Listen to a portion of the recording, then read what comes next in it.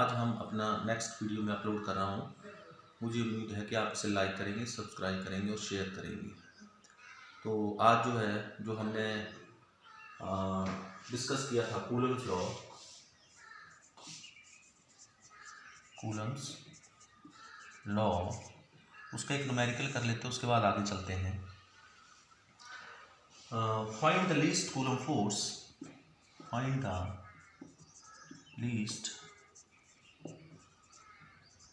Coulomb force between the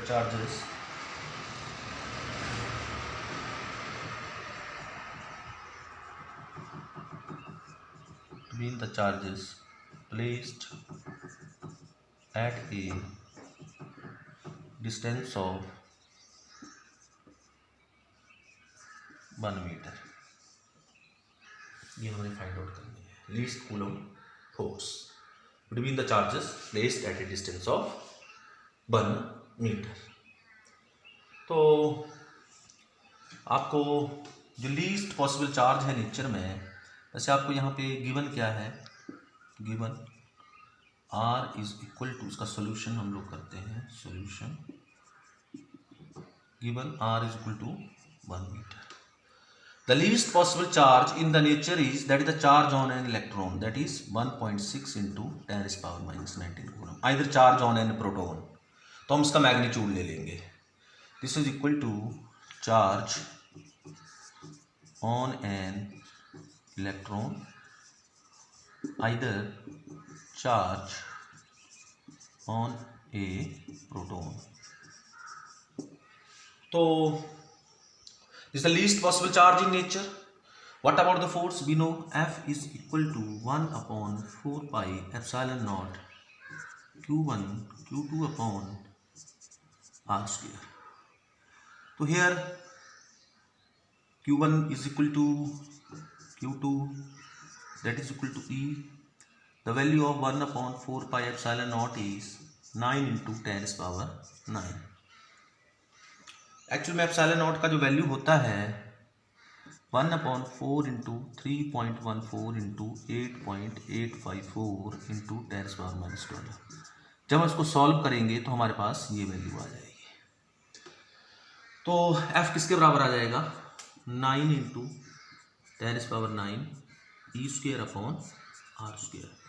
you will got 9 into 10 power 9 1.6 into 10 power minus 19 का whole square divided by 1 का square. You will got when you solve it 9 into 10 power 9 into 1.6 into 1.6 into 10 power minus 38 में से 9 चले जाएंगे। You will got 9 into 1.6 into 1.6 into 10 power minus 29। Now when we solve it, multiplying it, you will got 2.3 into 10 power minus 28 Newton. This is the force. This is how to solve the numericals. Find the least coulomb force between the charges placed at a distance. As you know, least possible charge is charge on electron and charge on proton. तो F is equal 1 upon 4 pi epsilon naught Q1 Q2 upon R square. F is equal 9 into 10 power 9 into e square upon R square. हमने यहाँ value रखी और ultimately we will got the result. This much is the least possible force between two charges when they are placed at a distance of 1 metre. तो आगे चलते हैं। Coulomb's law in vector form. अब हम actually में Coulomb's force जो है it is a vector quantity. So we have to write now Coulomb's law in Coulomb's law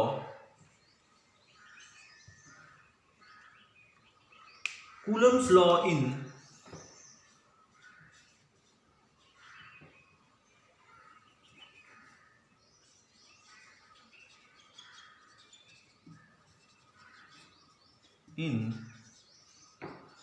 vector form।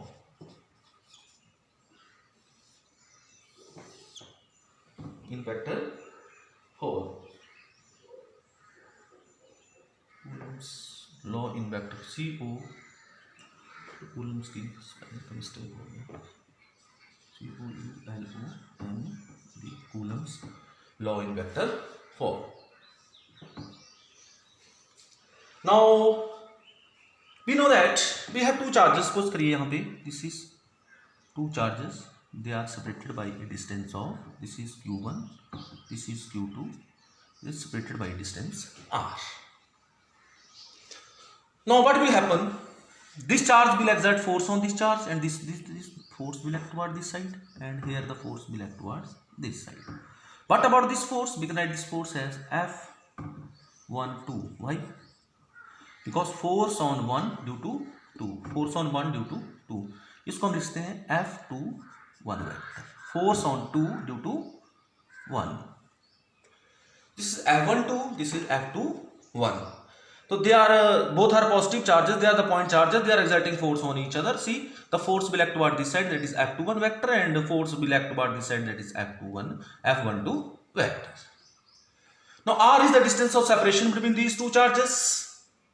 Now suppose करिए, if we will go from here to here, from here to here, that is r21 cap is the unit vector, and toward this side r12 cap is the unit vector. Now you know unit vector, a vector divided by its magnitude. Just suppose करिए मैं लिखूँ n cap is equal to a vector divided by its modulus, that is called a unit vector.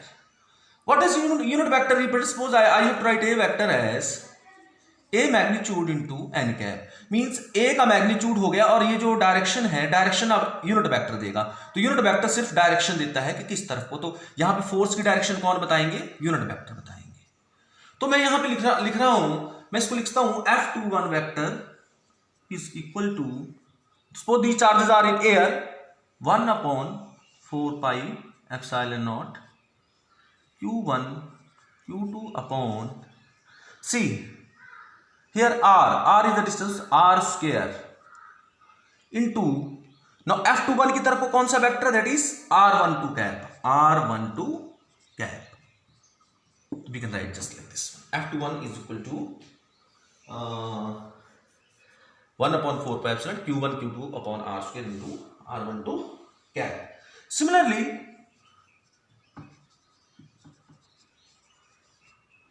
we can write F12 as 1/4 pi epsilon naught Q1 Q2 upon r square into r12 cap. Why R12? Because R12 that will act, sorry, here is R21 cap, because R21 will act toward this side. See, तो R12 किसको, F12 को represent कौन करेगा? R12 cap करेगा. लेकिन अगर आप यहां से देखें तो the vector form of Coulomb's law, what we will say here, R12 cap is equal to minus of R21 cap. These are both are opposite to each other. Either you can say R21 cap is equal to minus of R12 cap. तो R21 का यह value यहां पे रख देते हैं, क्या आ जाएगा? F12, that is 1/4 pi epsilon naught Q1 Q2 upon r square into R12 cap, but there is a minus, there is a minus. See, all the terms are same, equation number 1 and 3, they are similar, but there is a difference of minus, there is a difference of minus. So what we can say, F12 is equal to minus of F21 vector. We have right here R12 का value लिखा, तो it is F21, तो यहाँ पे क्या जाएगा? F21 is equal to F12. So what we can say, both the forces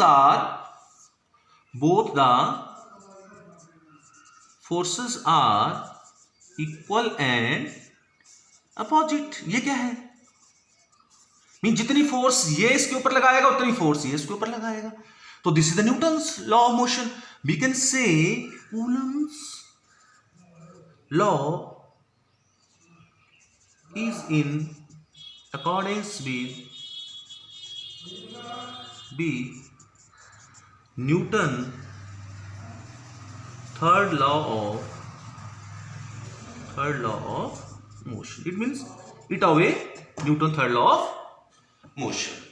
Which one? Coulomb's law obey Newton's third law of motion. मान लीजिए आपके एग्जाम में क्वेश्चन आगे, show that the Coulomb's law is in accordance with the Newton's third law of motion. What you have to do? You have to prove it. And if there is a vector form, then you can write these two equations. This is sufficient. You can write these. So this is Coulomb's law in vector form. Now इसी case में अगर मान लीजिए हमारा एक plus charge होता, एक minus होता, तो क्या होता? फोर्सेस कहाँ कनेक्ट होती? Inside. This is F12, this is F21. इस तरह से एक्ट होती है.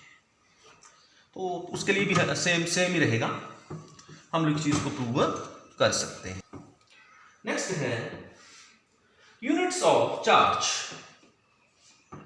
Units of charge. As you know, SI unit क्या है? चार्ज का कूलम है. C से डिनोट करेंगे कूलम है इसका SI यूनिट. हमें पता है कि जो फोर्स है that is equal to 9 into 10⁹ Q1 Q2 upon R square. Now suppose if F is equal to 9 into 10⁹ and R is equal to 1 meter and Q1 is equal to Q2 is equal to Q, then what will happen? See, 9 into 10⁹ is equal to 9 into 10⁹. This is in Newton. Q1, that is Q square divided by 1 का square. This is cancel with this. You will got Q square is equal to 1 means Q is equal to plus minus 1 coulomb. Plus minus 1 coulomb. तो हम coulomb को कैसे define कर सकते हैं? We can define coulomb as, you can write this. Now we can define the coulomb as that charge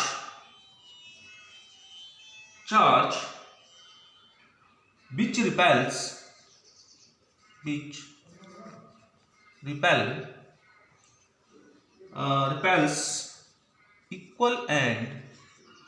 equal and similar charge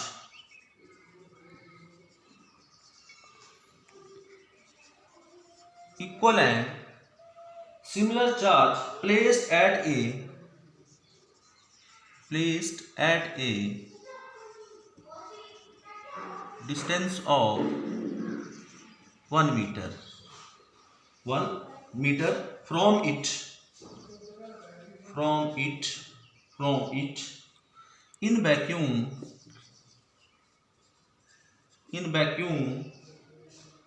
or air with a force of 9 into 10⁹ Newton. Means अगर हमने एक coulomb charge यहाँ रखा है, एक coulomb यहाँ रखा है, इन दोनों के बीच में सेपरेशन 1 मीटर है, तो ये एक दूसरे के ऊपर कितनी फोर्स लगाएंगे? 9 into 10⁹ न्यूटन फोर्स एक्सर्ट करेंगे.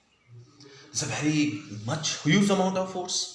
9 into 10⁹ न्यूटन का मतलब लगभग 130 lakhs people on the weight of 130 lakhs people on the surface of earth. What does it mean? अगर 130 लाख लोग कहीं पे खड़े हो जाएं तो वो कितनी वेट डालेंगे, कितना फोर्स लगाएंगे? एक्चुअल में मान लीजिए एक आदमी का वेट 70 किलो एवरेज ले लेते हैं, तो 130 गुना 70 लाख हो जाएगा, तो 130 गुना 70 lakhs हो जाएगा. Means that is huge amount of force. तो 1 कूलम चार्ज के ऊपर बहुत ज्यादा क्या लगाता है? फोर्स है. तो coulomb is a very bigger unit. Coulomb is a very bigger unit. तो हम लोगों को स्मॉलर यूनिट के बारे में सोचना पड़ेगा. जैसे 1 माइक्रो कूलम मीन्स 1 माइक्रो, ऐसे लिखते हैं हम, micro coulomb in 10⁻⁻6 coulomb, 1 micro coulomb. 1 nano coulomb that is 1 nano coulomb 10⁻⁹ coulomb। 1 pico coulomb that is 10⁻12 coulomb। Smaller units of charge हम लोग यूज करेंगे, हम इसको ऐसे लिखते हैं micro coulomb also, that is 10⁻12 coulomb। So this is the very bigger unit of charge, that's why we will use the small units, हम लोग स्मॉल यूनिट्स यूज करेंगे, जैसे 10⁻6 कूलम, 10⁻19 कूलम, 10⁻12 कूलम। किस तरह से हम लोग जो चार्ज लेंगे वो स्मॉल अमाउंट में लेंगे, क्योंकि कूलम बहुत बड़ा क्या है, यूनिट है। तो this is your 1 coulomb, this is your 1 coulomb. Now we will discuss units of charge in CGS system. तो CGS सिस्टम में जो यूनिट ऑफ चार्ज है that is your, we can say that is your stat coulomb, stat coulomb you can say, और इसको हम electro static unit भी बोलते हैं, that is ESU, electrostatic unit. हमें पता है charge on electron is equal to -1.6 into 10⁻⁻19 coulomb, 10⁻⁻19 coulomb. In CGS system, charge on electron is equal to -4.8 into 10⁻10 electrostatic unit in a CGS system, electrostatic unit, dot लगा लीजिए बीच में।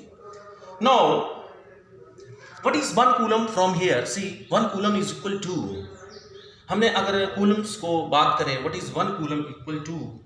1 coulomb is equal to -4.8 into 10⁻10 ESU divided by 1.6 into 10⁻19. 10⁻19. What will you got? You will got 3 into 10⁻9 electrostatic unit. So this is what is 1 coulomb equal to 3 into 10⁻9 stat coulomb भी लिखते हैं इसको आप, stat coulomb भी लिख सकते हैं। Now this is the which one? Stat coulomb. Now there is another unit that is electromagnetic unit.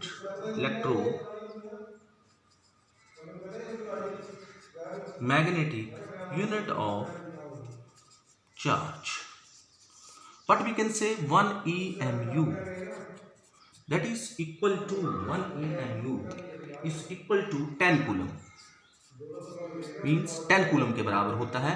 तो हम इसको लिखते हैं 3 into 10⁻10 ESU। तो that is our electromagnetic unit is equal to 10 coulomb, that is 3 into 10⁻10 ESU।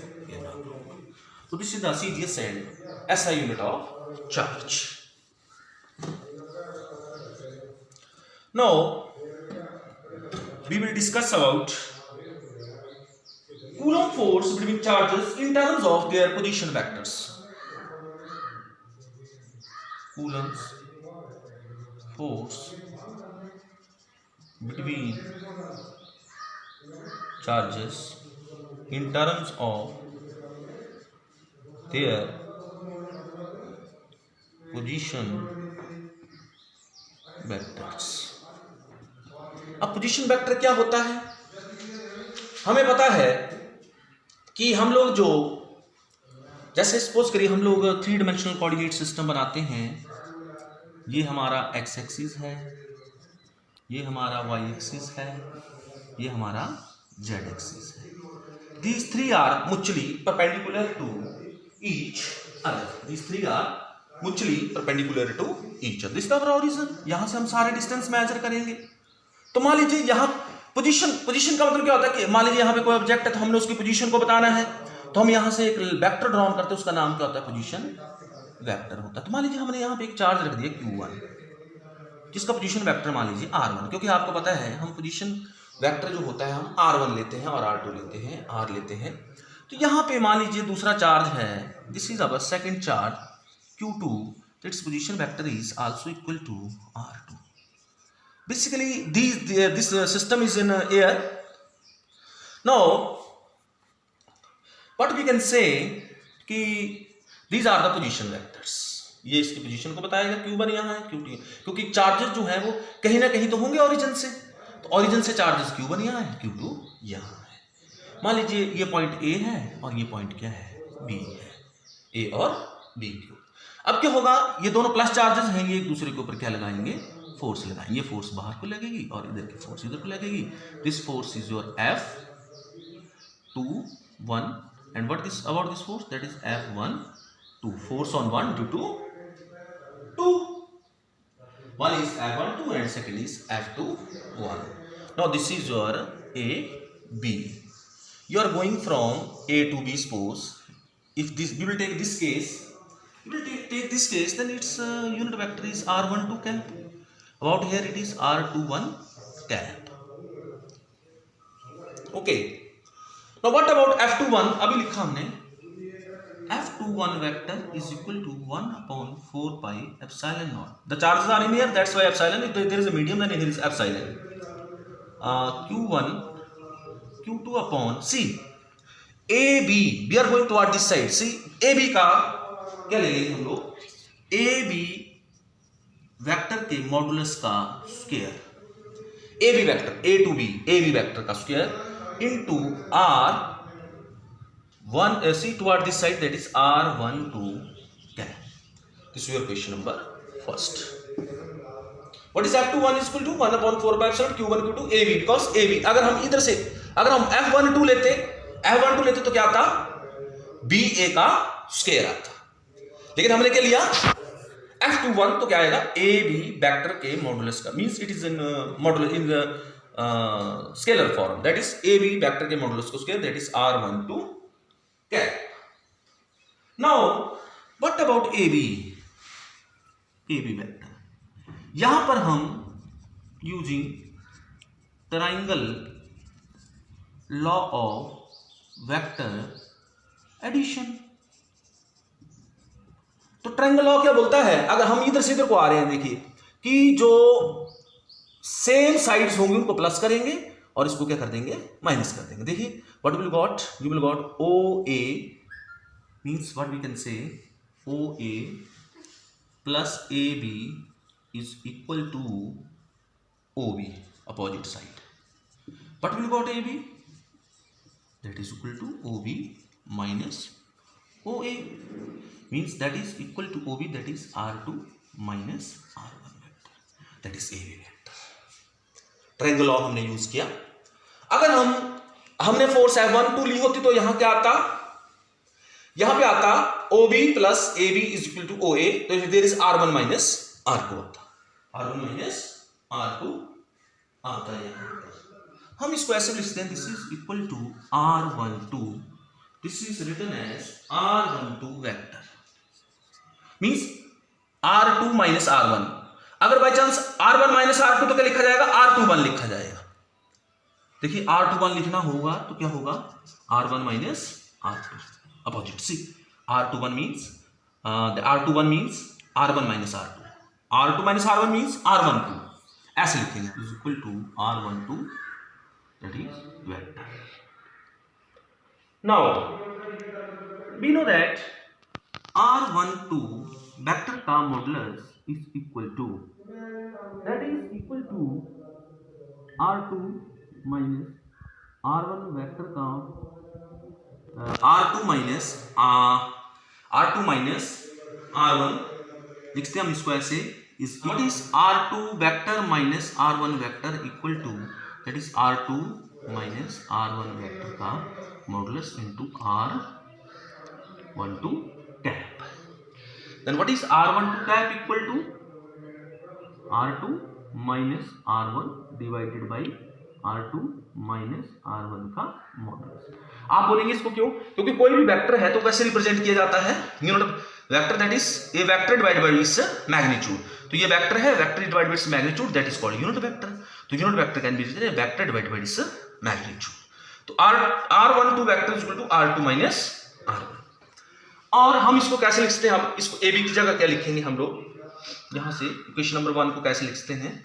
We can write the now the equation number 1 as F21 is equal to 1 upon 4 pi epsilon naught Q1 Q2 divided by what is AB? AB is equal to R12, that is R2 minus R1 vector का square, R12 cap that is R2 minus R1 divided by R2 minus R1 vector का modulus. तो हम इसको लिख देंगे 1/4 pi epsilon naught Q1 Q2 divide by R2 minus R1 vector का Q into R2 minus R1। This is the Coulomb's law in terms of position vectors. Similarly, we can write what is F12. Similarly, 1/4 pi epsilon naught Q1 Q2 upon R1 minus R2 का Q into R1 minus R2. This one. Similarly, so this is the Coulomb's law in terms of their position vectors. Now comparison between electrostatic force and gravitational force. किसके बीच में? Electrostatic force और कौन सी? Gravitational force के बीच में comparison करें। तो electrostatic force it may be attractive and repulsive. But about gravitational force, it is always attractive.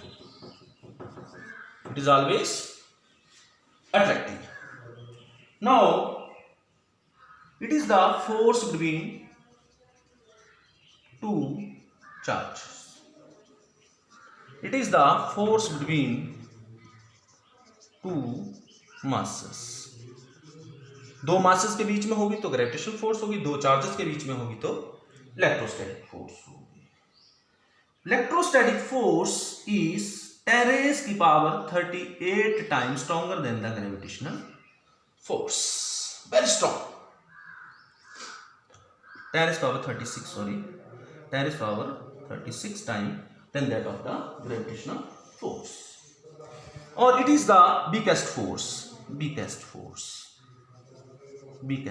very weaker, negligible as compared to electromagnetic force.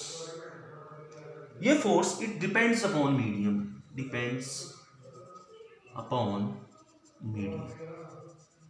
what it do not depend upon medium. ये medium के ऊपर depend नहीं करती है, ये medium के ऊपर depend करती है और ये मीडियम के ऊपर डिपेंड नहीं करती है। इसके अगर हम दो चार्जेस को एयर की जगह किसी और मीडियम में डालेंगे तो फोर्स कम हो जाएगी। लेकिन अगर हम दो मासेस को यहां रखते हैं, मून के ऊपर भी ले जाएंगे उनको, उनके बीच में ग्रेविटेशनल फोर्स सेम रहेगी क्योंकि जी का वैल्यू कांस्टेंट होता है। जी क्या होता है? कांस्टेंट होता है। लेकिन यहाँ पे के का वैल्यू कांस्टेंट नहीं होता है। It is different for different medium. अब इसमें कुछ सिमिलैरिटी है। ये लॉन्ग रेंज है, ये सिमिलर पॉइंट्स हैं, ये भी लॉन्ग रेंज है, ये इनवर्स स्क्वायर ऑबे करती है, इनवर्स स्क्वायर लॉ ऑबे करती है, obey inverse square law, this also obey inverse square law. ये कंजर्वेटिव है, यू नो कंजर्वेटिव, ये भी कंजर्वेटिव है। Conservative means The work done by the force does not depend upon path followed but depend upon initial and final position. It obeys Newton third law. It also obeys Newton third law.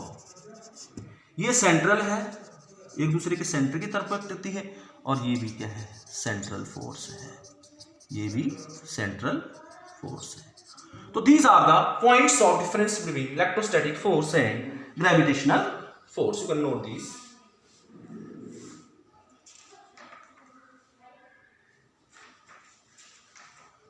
All about today lecture. Thank you.